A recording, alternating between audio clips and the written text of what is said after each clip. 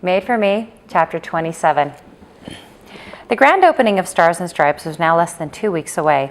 Lonnie told Danielle Andre had invoked his right to be a silent partner, reaffirming he was committed to publicizing the opening with his media contacts and spreading the word. Lonnie and Stephen were thrilled, and intellectually, Danielle supported his choice. No rational reason existed to have him excised from the business. All would proceed as planned, including the preview of the food with his friends and hockey team.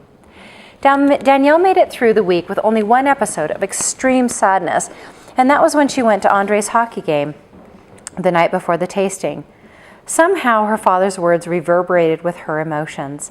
The notion Andre had been more serious than she imagined, or significantly more committed than she, had changed her feelings of sadness and anger to feeling uncomfortably needy. The resulting effect was wanting to see him one last time in an environment where she could admire him without repercussions. Lonnie had warned against it, but Danielle told her she wanted to show she could be professional no matter what, saying nothing of her change of emotions. She arrived in the second period, making her way to a place in the middle of the row. The score was tied. She spotted Max and Andre on the ice and saw Lucas and Christian on the bench. Danielle listened to those in front of her, catching a few words here and there. They seemed to be talking about the roughness of the game, pointing to several players. Danielle shivered, wishing the rink was heated. When Andre skated by, she caught a glimpse of his handsome face, feeling the pain associated with his rejection along with the depth of his passion. Self-delusion is morally wrong, she thought to herself. What she really wanted was for him to see her, skate up, take his helmet off, and tell her he had made a huge mistake and that they could still see each other at the restaurant and hold hands under the table like teenagers, even if it were wrong and would never occur. The third period was halfway over when Andre was given a hit to the boards. He fell, then stood again, skating a few yards just as another skater cross-checked him, flipping him sideways. He lay flat and motionless. "Andre!" she gasped, her hands flying to her face. She waited, along with the silent crowd, as his friends helped him off the ice. He stayed out the remainder of the period, the game ending in a tie. Danielle stood to leave and heard her name called. She turned to see Andre skating towards her. Was it possible? She walked down toward the ice, her heart pounding. He skated right up to the boards. He pulled off his helmet in the same wonderful way he'd done during his last games, his hair spiked with sweat and out of place.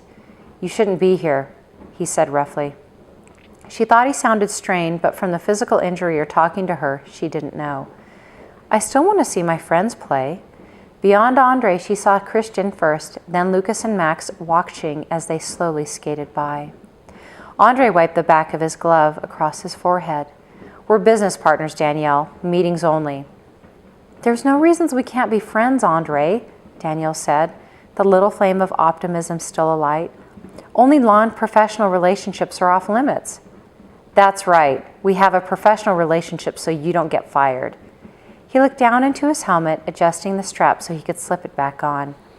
Danielle wanted him to stay just a moment longer. "I hope you're okay," she said earnestly. That looked like it hurt. He lifted his helmet and adjusted it, the face guard up. His eyes were hard. "You don't know anything about hurt." He skated down the ice, never looking back. She caught Max's arm wave goodbye, and she robotically raised hers in response. She knew more about it than he could imagine, she told her dad that night. Her father gently chided her for going when the outcome was so predictable. "I thought you were going to provide me encouragement and support," she complained, then turned his reprimand around. "It was all your fault anyway. I got to thinking about what you said and thought that you thought that if he was really serious, he'd see you change his mind and say he'd wait." Her father sighed in the absence of a response. "I have one more thought I didn't share during our last conversation, Danielle." She could hardly wait. "Perhaps part of his bitterness that you just experienced was from his frustration that you couldn't step back and let him take care of you. There is little more than a man wants than to feel as though he can provide for the woman he loves." "What? Are you serious? I have my money and he has his." "You're missing the point. Yes, you have your money, but not enough to quit, at least in your mind. He apparently has enough of it to take care of you and me and who knows what else, and you just couldn't sit back and say, 'Great.' Are you suggesting you would have had me do that?" Her father laughed at her. "Of course not.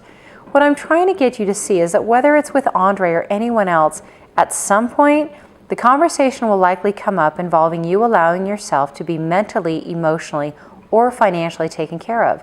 A man who feels underappreciated is not one who will remain for the long haul. Geez, Dad, she replied, exhausted with the conversation. I thought you were going to be an upper and not focus on all my deficiencies.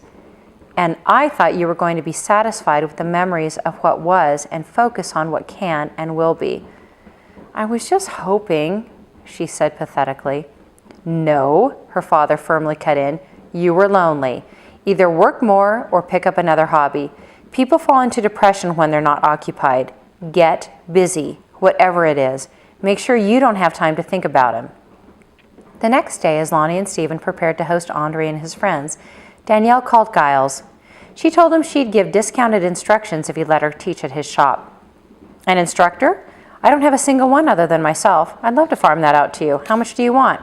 She laughed. I want your staff guy to carry my board in so I don't have to. Fair trade? No, but I'll throw in some free waxing and we'll get closer to fair. Danielle told Lonnie she was staying away from the restaurant that night and received no pushback. Lonnie was too nervous and excited to argue. It wasn't until the following morning at 10 that Lonnie sent her a text. We killed it. They want us open 7 days a week. No changes to anything, even the music. Danielle smiled. The news taking away the regret she experienced from not being a part of the event and thought about the next milestone, which was the food editors. They were scheduled for Friday and Saturday. Her mood was lifted by a text from Giles. He'd booked her first instruction lesson the following day. That afternoon, Danielle waited until 3:30, closed the door, then placed a phone call. Georgi was surprised and pleased to hear from her. Georgi, my father gave me some very good advice recently, which was to keep myself busy so I don't have time to reflect on things I can't change. Since I don't yet speak fluent Swiss German, nor do I know where to start helping out in this town, I thought Leda could give me a suggestion or two on retirement homes or other places where I might be able to make food and deliver it. The thought had occurred to her that she might even spend a night here or there entertaining at the piano if the home happened to have one. She mentioned this to Georgi as well. He assured her he would ask Leda at his soonest available opportunity. And you? He paused. How are you doing?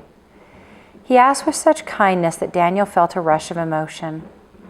I'll be honest, it's hard. She told him about going to Andre's game and the reaction she'd received. It was stupid to think he might see me and change his mind. I just wanted to try one last time. Andre felt like you were already a part of the family, Danielle. He's taking it very hard.